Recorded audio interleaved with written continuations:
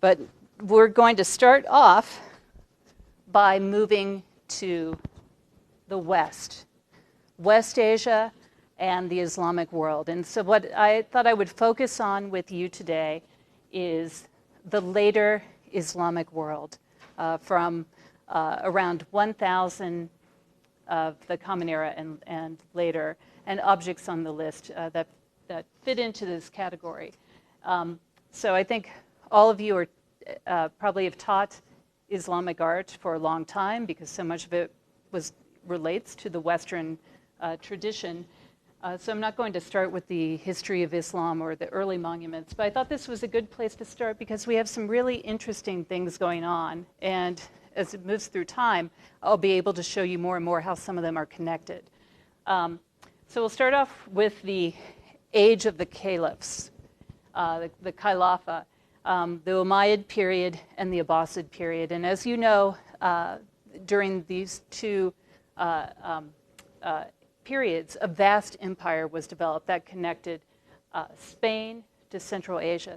There's a famous medieval quote that said you could write a check in Cordoba and cash it in, I'm trying to remember the city, like Kandahar or Central Asia. So at this time, there really was kind of a unified political system, and it's also enormous. It covers territories from Europe, North Africa, Arabia, the Levant, Iran, and Central Asia. So you can imagine that this was also transplanted over top some very diverse cultures and traditions that had ideas, mythologies, religions, and visual cultures of their own. So we'll talk about how some of these works from these areas are similar, but you'll also see how they're a bit unique.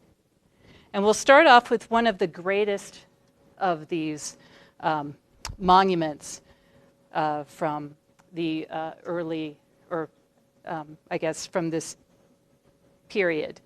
A little bit about the Umayyad period, which expanded really over a century, and it was this vast, quick expansion of an Islamic political state.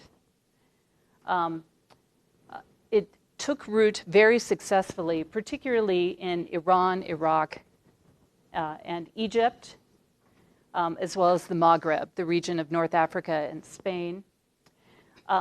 It worked as a central government because they would take Arab generals or Arab kind of local people and place them as governors to rule these areas. So there was some uniformity of the political structure and sharing of ideas.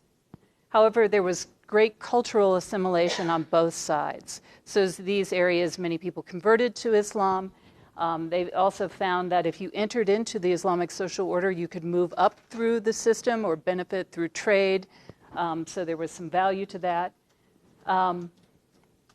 But the hinterlands, the further you got from the capital, which by the Abbasid period is Baghdad, the more there was a breakdown at times of authority of the state. And so by the 10th century, the Abbasid empire is weakening, and we'll have some regional kingdoms that claim authority.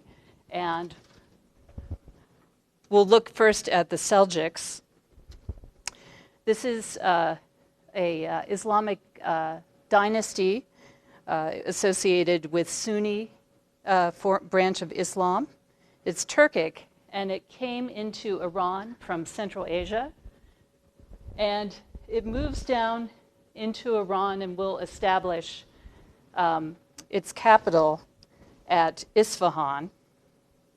The Seljuks are quite famous to us in Western historical traditions as well. It's the Seljuk Turks who inspired the first Christian crusade to drive them out of the Holy Land.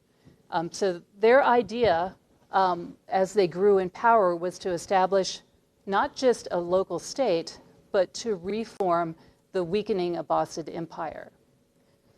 And so they did expand all the way to Baghdad, to the Arabian Peninsula during the height of their rule. And as they'll begin to wane in history in the east, they'll continue in Anatolia in a later Seljuk dynasty called the Seljuks of Rum. So the great Ottoman architecture that you see in Turkey is actually inspired by the first kind of great Islamic architecture, the Seljuk architecture in Turkey, and some of their forms, like those pencil-shaped minarets and towers.